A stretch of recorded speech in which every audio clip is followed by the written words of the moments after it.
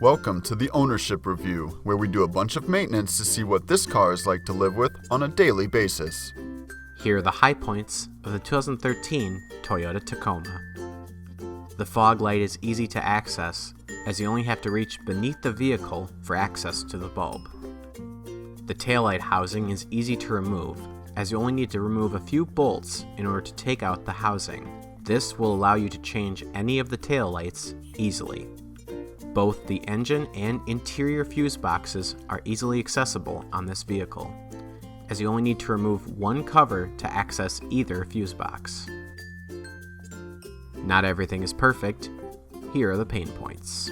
In order to access the spare tire, you will have to lower it from beneath the vehicle. This can be tough, as the lowering mechanism can grow rusted to the vehicle over time.